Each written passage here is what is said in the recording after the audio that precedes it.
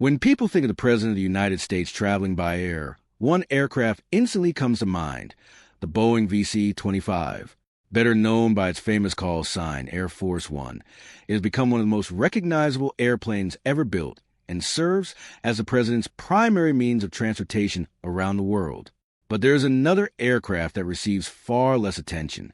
Unlike Air Force One, this airplane wasn't designed for diplomatic missions or international visits.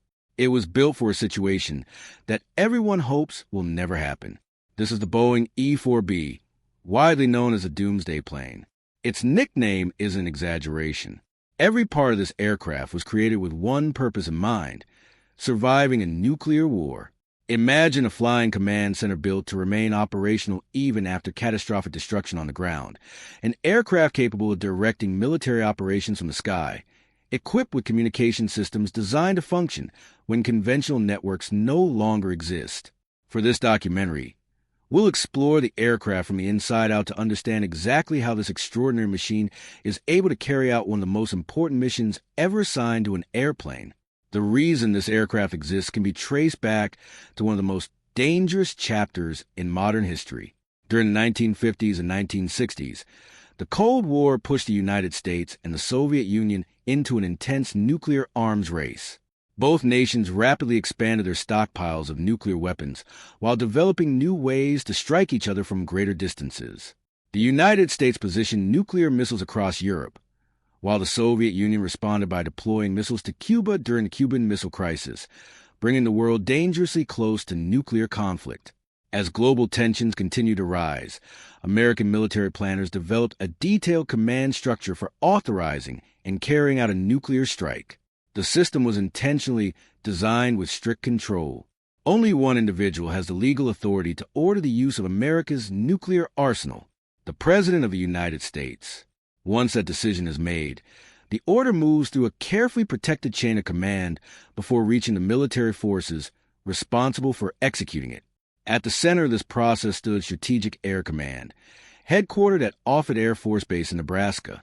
Its location was carefully selected because it sits near the geographic center of the United States, placing it farther from potential enemy attacks launched from overseas.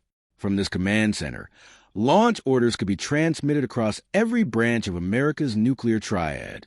The first leg consists of land-based intercontinental ballistic missiles secured inside reinforced underground silos. The second relies on ballistic missile submarines operating silently beneath the oceans, remaining hidden while carrying nuclear weapons. The third includes long-range strategic bombers capable of delivering nuclear payloads from the air. Together, these three independent forces ensure that the United States can respond to a nuclear attack through multiple methods.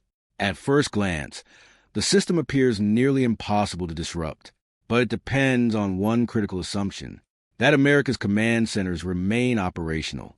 But that entire system has one major weakness. It only works if those command centers survive long enough to transmit the president's orders. Now imagine a different scenario.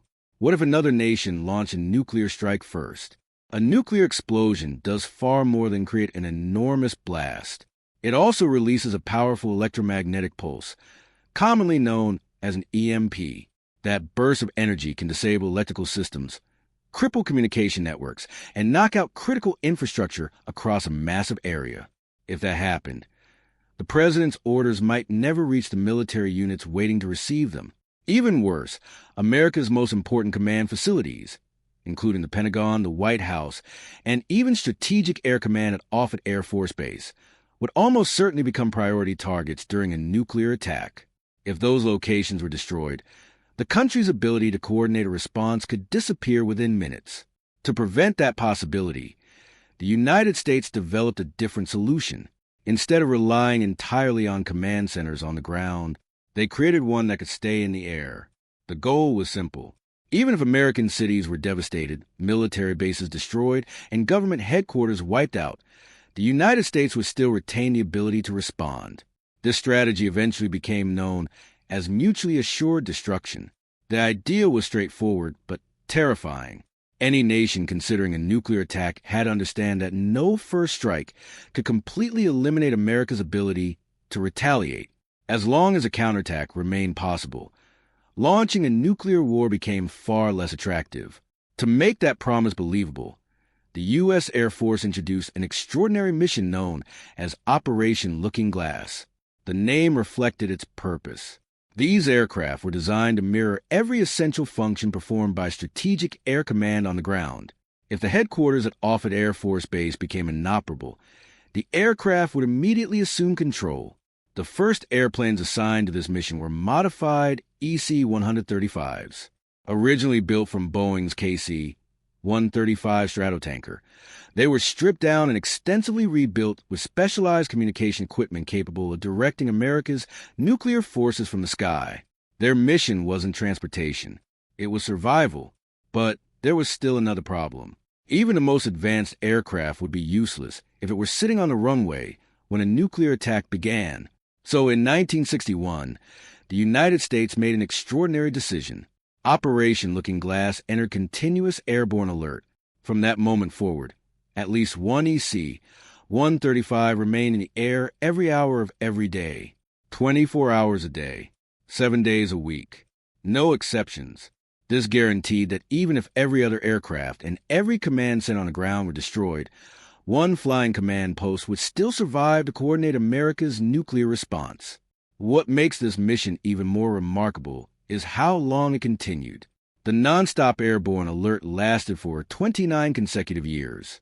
From 1961 until 1990, there was never a moment when an EC-135 wasn't already flying overhead, prepared to take command if the unthinkable ever happened. Only after Cold War tensions began to ease in 1990 did the Air Force finally end the permanent airborne patrol. Even then, the mission itself never disappeared. Instead of remaining in the sky around the clock, aircraft were kept on constant ground alert, ready to launch within minutes whenever required. As technology advanced, the aging EC-135 fleet was eventually replaced. During the 1970s, a far more capable aircraft entered service. A specially modified Boeing 747-200, equipped with vastly improved communication systems and enough onboard capability to keep America's highest leadership connected from virtually anywhere on Earth. That aircraft would become the Boeing E-4B, the airplane now known around the world as the Doomsday Plane. Its mission remains the same today. But what truly sets it apart isn't just its history. It's everything hidden inside. Stepping inside the E-4B, it's immediately clear that this isn't an ordinary Boeing 747. While the outside may resemble a commercial airliner, nearly everything inside has been redesigned to support one mission: keeping the U.S. government and military command structure operating during a national emergency. At the very front of the aircraft is the Command Office Suite. This private section is reserved for the nation's highest-ranking officials. If the United States were ever forced to fight a nuclear war, this would most likely become the president's workspace aboard the aircraft.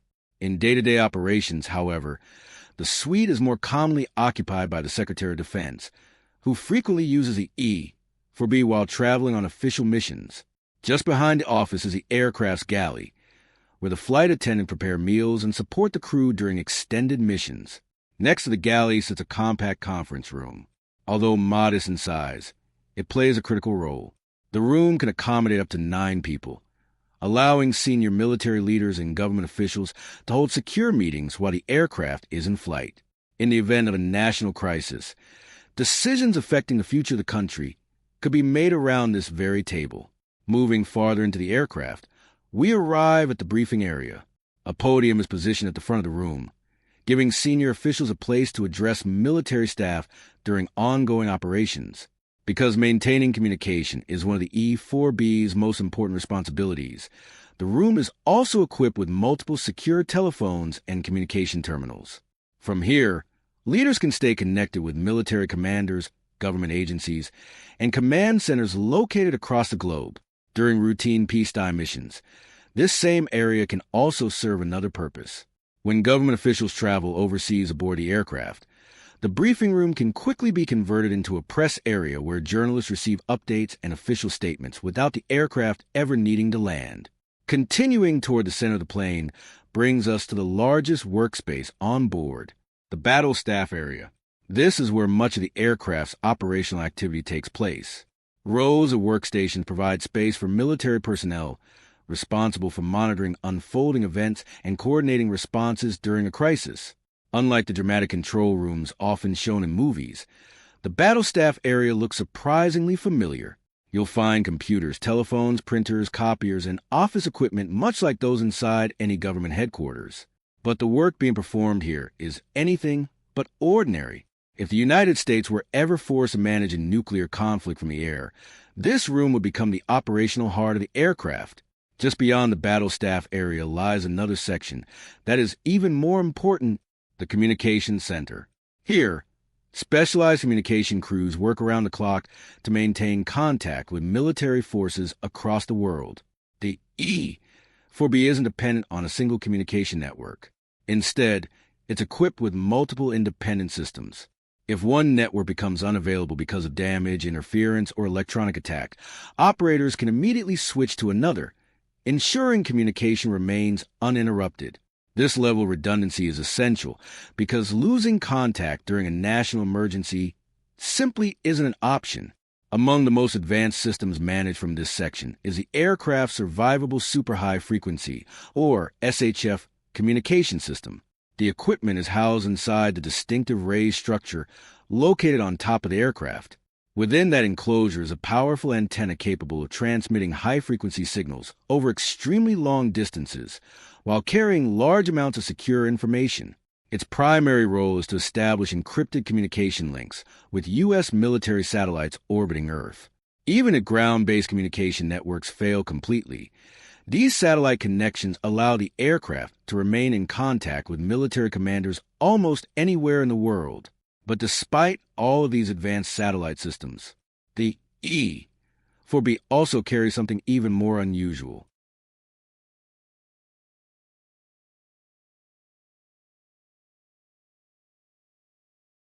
Every section of the E-4B has been carefully designed around a single objective: to ensure the President and the Secretary of Defense can continue directing the nation's military forces, even during the most catastrophic circumstances imaginable.